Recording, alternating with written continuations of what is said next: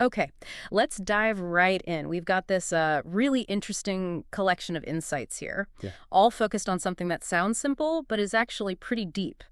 How the food we eat every day affects our body temperature. Right. It's something we usually just think about in terms of, feeling hot outside or cold in winter, but this is about the internal picture. It's Eh, constantly happening. Exactly. Our bodies are, well, like these incredibly complex machines, right? Other. Always generating heat. We need it for digestion, metabolism, keeping our temperature steady just to stay alive and working. Mhm. But what happens when that internal furnace, let's say, gets turned up too high? When there's just too much heat for the body to handle comfortably. Yeah, that's exactly where these signals start coming in. And that's really our mission today. Based on this information, we want to unpack those signals, Mm. the symptoms the body throws up when heat gets excessive. Yeah. Then we'll look at the main dietary culprits, the foods identified as really pushing that heat up. And then, importantly, we'll talk about some, really effective natural foods to help bring things back into balance. Sort of like learning to read your body's own language. These little signs and symptoms might actually be pointing to this one underlying thing. Precisely. It's often hidden in plain sight in everyday discomforts. So let's start with those signals. Like you said, body heat itself is essential. Can't function without it. But this information details what happens when necessary heat becomes, well, excessive heat. It lays out a whole range of ways the body tries to tell us something's up. Yeah, and what's really striking is just how varied these symptoms are. You might only have one or two, maybe a few more, and they can seem totally unconnected. Right? But the core idea here is that they often stem from this single root cause, Hmm. too much internal heat, like just feeling really hot all the time, even when it's cool around you. Ah, yeah. Feeling like you're your own personal heater when everyone else is comfortable. I think some people can relate to that. Exactly. And tied right into that is often increased sweating, not just sweating when you exercise, but maybe sweating more often, more heavily, sometimes even with a bit of an unusual smell. Well, it makes sense, doesn't it? Oh, yeah. Sweating is how the body cools down. So if you're hotter inside, You'll sweat more. It's like your body's working overtime trying to get rid of that extra heat. And all that effort can lead to feeling incredibly thirsty, like all the time. constantly reaching for water. Yeah, just feeling dehydrated, craving drinks because your internal system is running hot and, trying to cool down from the inside. Another thing is sensitivity to sunlight. How so? Like you step outside on a sunny day and your face immediately flushes red, or you might find you get heat rashes really easily. So it's not just about getting a sunburn. It's like the sun is triggering an internal reaction because the heat's already high. Exactly. The information also links this internal heat to various skin issues, things like uneven pigmentation, those little dark spots that can pop up, or maybe more pimples or even small blisters sometimes. Visible signs on the surface? Yeah, presented as signs of that thermal imbalance showing up on your skin. And then there's a really specific one, a burning sensation, often in the soles of the feet and the palms of the hands. Ooh, that sounds really uncomfortable. Like the heat is literally radiating out from your hands and feet. It does, yeah. Yeah. And it's quite distinct. Other things mentioned include eye irritation, redness, dryness, just general discomfort in the eyes. Because they're sensitive? Very sensitive. Yeah. And even hair health can be affected. Things like premature graying, getting white hairs earlier than you'd expect, or noticing more hair falling out than usual. These are suggested as potentially being linked to the heat disrupting things. Wow. And for women, specifically, excessive body heat might sometimes show up as heavy menstrual bleeding. Other kinds of bleeding issues, like with piles, are also mentioned as being connected to this overall increase in internal heat. Gosh, so it really ranges from like annoying discomfort, burning feet, itchy eyes, to visible things like skin spots or hair loss, and even more significant health things like bleeding issues. And the idea is these could all potentially trace back to just being too hot internally. That's the central point being made, yes. Yeah.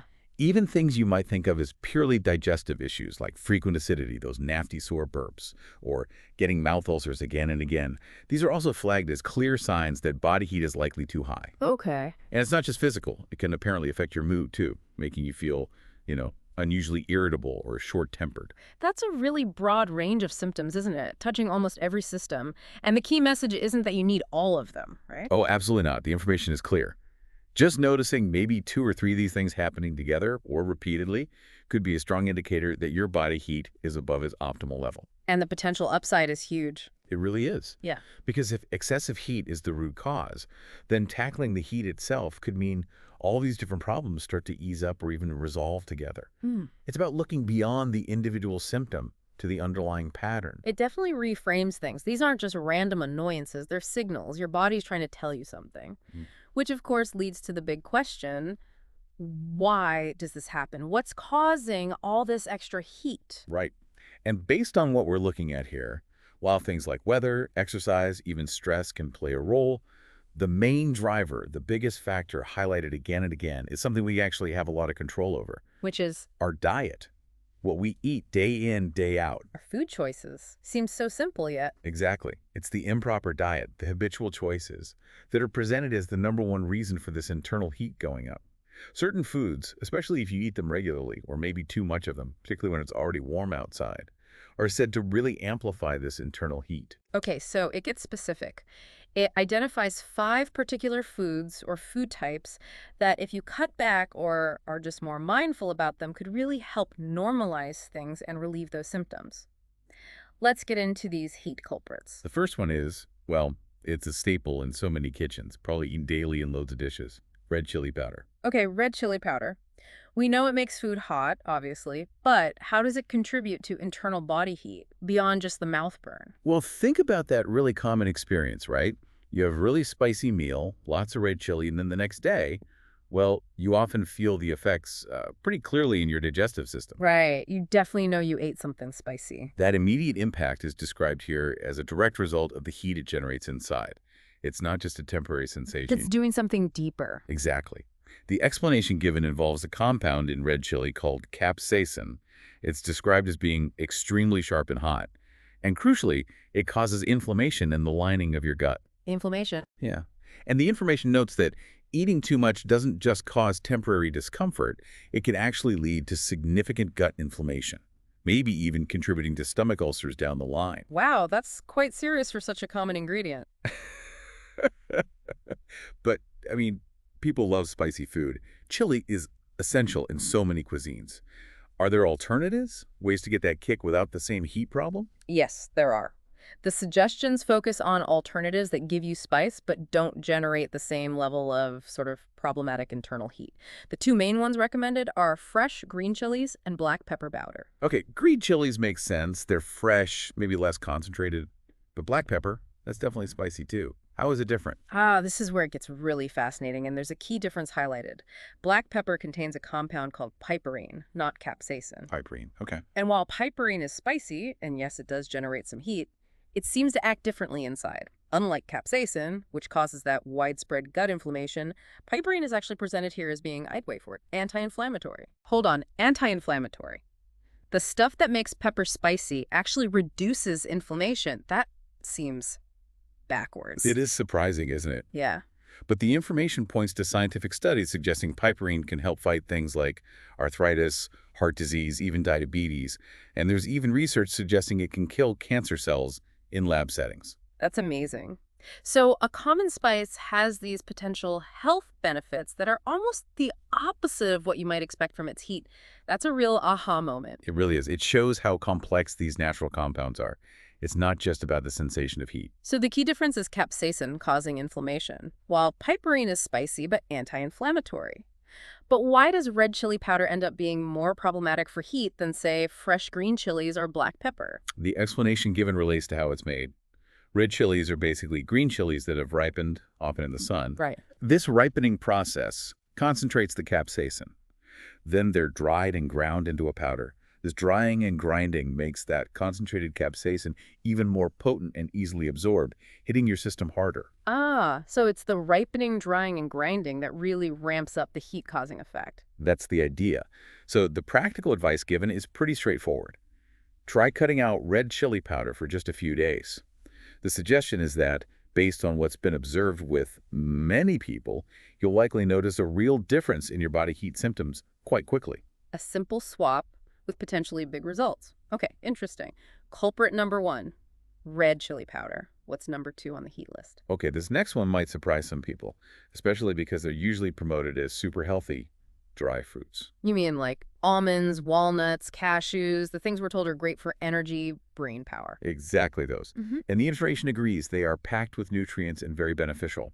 But, and this is the crucial part, when they're eaten dry without any preparation, they are said to generate significant heat in the body. Right. I've definitely heard people say things like, oh, I ate a handful of almonds and got mouth ulcers the next day, or they notice breakouts.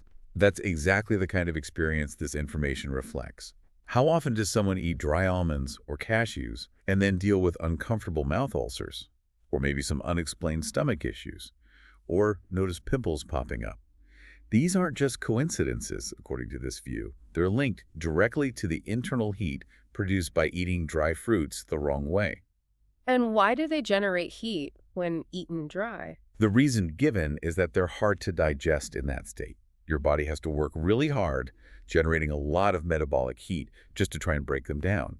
This digestive strain leads to those side effects like ulcers, discomfort, skin issues. So it's not the fruit itself, but how our body struggles with it when it's dry. So what's the fix? What's the proper way? It's a really simple traditional method, soaking. Mm. Specifically for almonds, the advice is soak them overnight. Then this is important, peel off the skin and then chew them really well. Even if you're only eating, say, 4 or 5 almonds, the recommendation is still to go through this soaking and peeling process. Eating them dry is described as potentially letting the nutrients go to waste because your body isn't digesting and absorbing them properly due to that heat and digestive effort. Soaking makes them easier to digest, less heat producing. But the skin, I always hear the skin has vitamin E. Shouldn't we keep it? That's addressed directly. Yes, the skin has vitamin E, but the argument presented is, if that skin is hindering the proper digestion of the whole almond, you might be missing out on, say, 50 other nutrients inside the almond just for that one vitamin in the skin. Ah, okay. Trade-off. Right.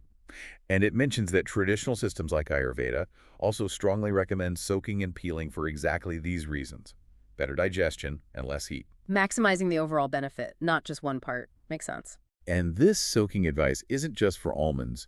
It's extended to other common ones mentioned like walnuts, cashews, raisins, even seeds like chia and pumpkin seeds. The message is consistent. Soak them first to avoid the heat issue and get the full benefits. That's a really practical tip. Soak your nuts and seeds. Okay, number 2. Dry fruits eaten dry.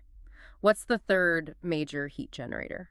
This one's probably less surprising. It's something many people kind of intuitively feel.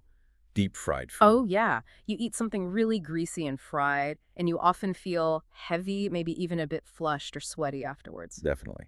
The information confirms that feeling.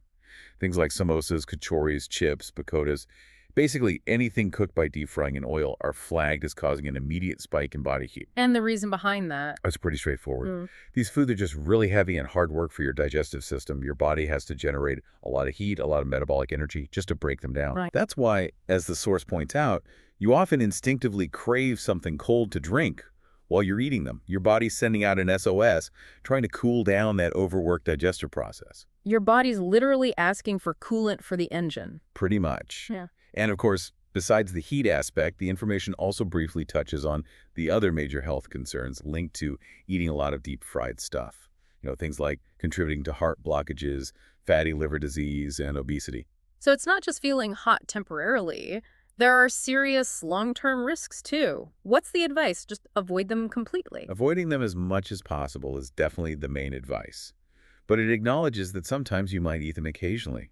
If you do, the strong recommendation is to fry them at home yourself, using pure mustard oil specifically. Okay, why the distinction between home fried with mustard oil versus eating out? What's the danger with restaurant fried food? Well, a big issue highlighted with eating out is that the cooking oil is often reused, like over and over again, maybe all day or even for multiple days. Right, to save costs. And what happens when oil gets reused like that? When oil is heated repeatedly, it breaks down and degrades. This process creates harmful substances. The information specifically calls out trans fats, which we know are terrible for heart health, and another compound called acrylamide. Acrylamide. Yeah, and it's explicitly mentioned as being a potential cancer-causing agent. Wow, so it's not just the frying, it's the state of the oil. Reused oil adds a whole other layer of health risk on top of the digestive heat. Exactly. So deep-fried food is sort of a double hit. Hard to digest, causing heat, and potentially loaded with harmful compounds, especially if it's from outside where oil might be reused extensively. Okay, noted. Avoid or fry at home with good oil. That covers fried foods. What's number 4 on the heat increasing list? Now for a beloved seasonal fruit, often called the king of fruits. Mangoes. Mangoes, no. But they're so good for you, right? Packed with vitamins. Absolutely. The information confirms that. Mangoes are loaded with good stuff: folate, B vitamins, vitamins A, C, K, E. Great for things like low hemoglobin, boosting immunity, fighting tiredness. Genuinely nutritious. Okay, so what's the catch? There's a but coming. I feel it. There's a but related to heat, yes. Despite all those benefits, it's acknowledged that mangoes are definitely heat-inducing. It's something many people notice, like getting a pimple after eating one, or just feeling a bit warmer. So the dilemma. You want the nutrients and the taste, but not the heat side effects. I can hear people thinking, first chili, then nuts, then fried food, now mangoes too. Do I have to give them up? And the good news, according to this information, is absolutely not. You don't have to give them up, especially when they're in season. The key, again, is how you eat them. There are 3 specific tips provided that are said to let you enjoy mangoes without the heat problems. Okay, mango hacks. Let's hear them. Tip number 1. First, soak the mangoes in water for at least an hour before eating them. This simple step is said to significantly reduce their heat. Just soak them in water. Easy enough. Tip 2. Moderation. Mangoes taste amazing. It's easy to eat 2 or 3, especially after a meal. The advice is to eat according to your capacity. Don't overdo it. Even soaked, eating too many can still overwhelm your system. Sensible advice for anything, really. And the 3rd tip. This sounds like the magic bullet one. Well, it's presented as very effective. It involves drinking a specific mixture after eating the mango. It's called the Casilla C mix. Just 20 milliliters of milk mixed into 200 milliliters of water. Milk and water together after mango. That sounds unusual. It might sound a bit strange, yeah, but the information is quite confident, stating that drinking this mix ensures that mangoes won't increase body heat. It's positioned as a traditional countermeasure to the fruit's natural heat. Interesting. So the 3 steps. Soak the mango, eat in moderation, and follow up with that milk-water mix. And that should let you enjoy mangoes without the heat issues. That's the claim. These tips are offered as a way to enjoy the king of fruits safely and beneficially during its season. Great news for mango lovers. Okay, that's 4 down. Red chili powder, dry fruits, fried food, mangoes. What's the 5th and final food flagged for increasing body heat? Tea. Tea, just regular tea. Yeah. How does a simple cup of tea make this list? Well, think about the historical context mentioned. Way back, if someone had a cold or felt chilled, what was often suggested? Have some hot tea. Exactly. Why? Because it was known to increase body heat, to warm you up. It was used almost like a medicine for generating warmth. Ah, okay, so it inherently has a warming effect. Right. But the issue highlighted now is that tea isn't just for colds anymore. It's become this habitual, all-day, year-round drink for millions. We drink it in peak summer just as much as in winter. And this constant intake is said to contribute to a chronic state of excess body heat for many. And the main symptoms linked to too much tea. The ones most frequently mentioned are acidity and that burning feeling in the stomach. That's a really common complaint people associate with drinking lots of tea. Definitely heard that one before. Now, realistically, telling people to just stop drinking tea, that's a hard sell. It's such a deep-rooted habit. Oh, completely. The information acknowledges that stopping entirely would be incredibly difficult for most. So instead of total prohibition, it offers practical tips described as proven just to reduce intake in ways that lessen the heat impact. Okay, reduction strategies. That's more manageable. What are they? First, the common habit of having bed tea first thing in the morning on an empty stomach is advised against. Starting the day like that is seen as immediately cranking up the internal heat. Skip the morning heat starter. Got it. What else? And this was described as simple but surprisingly effective, something many people found helpful. Just use a smaller cup. A smaller cup. Really? How does that help significantly? The logic presented is quite neat. People tend to drink whatever fills the cup, right? So if you switch from a big mug to a smaller traditional cup, you automatically drink less each time. The example given is maybe you still have 4 cups a day, but if they're small cups, the total amount of tea you actually drink might only be equal to 2 regular-sized cups. That's clever. It's like a little psychological trick. You get the ritual, the number of cups, but the actual volume goes down without feeling like you're missing out as much. Precisely. So avoiding that first thing tea and using a smaller cup are presented as effective ways to significantly cut down total consumption and therefore the heat load from tea over the day. Okay, so that rounds out the 5 main heat culprits: dried red chili powder, dry fruits eaten unsoaked, deep-fried foods, especially from outside, mangoes without the right prep, and too much habitual tea drinking. Being mindful of these could really lower that internal thermostat. Absolutely. Those are the things turning the heat up. But the story doesn't stop there, thankfully. The information also gives us the other side, the cooling agents. Specific foods that act almost like medicine to help bring that excess heat back down. Nature's fire extinguishers. I like the sound of that. Where do we start with the cooling foods? Well, before the specific foods, there's a foundational piece of advice, especially vital in summer, but good year-round if you run hot. Yeah. Just drink enough water. Plain water. The target mentioned is 8 to 10 glasses daily, minimum. Basic hydration. Basic, but crucial. And there's a little extra tip. Water stored in a traditional earthen pot, a matka, is preferred if possible, as it's thought to have a more natural, gentle cooling effect than fridge water. Interesting traditional touch. Okay, so hydration first. Now, the specific cooling foods, number 1. Ash gourd, also known as winter melon. Winter melon. The name itself just sounds cooling. It really does. And the information backs that up strongly. It says ash gourd literally creates winter in the body, a bit playful, but the point is clear. It's described as extremely cooling. And why is it so cooling? Its composition is key. It's about 96% water. That massive water content makes it incredibly hydrating and a fantastic natural remedy for lowering body heat. How should you eat it? The main recommendation is to have it as juice. You peel it, cut it up, take out the seeds, blend it. You can strain it or have it with the fiber. 1 glass daily is suggested, maybe first thing in the morning on an empty stomach, or perhaps in the afternoon. Regular use is said to bring significant benefits. Are there other benefits besides just cooling? Oh, yes. It's highlighted as being great for digestion, helping ensure, a clean stomach and smooth bowel movements. It's called a highly sanctific food, which in traditional terms often means promoting purity, balance, clarity of mind. And it's specifically called out as a superfood for the brain. Wow, brain food too. Yeah. There's even a little cultural anecdote mentioned about people in South India sometimes hanging ash gourds outside their homes, believed to absorb negative energy. Fascinating. So it's cooling, digestive, brain boosting. Is it easy to find?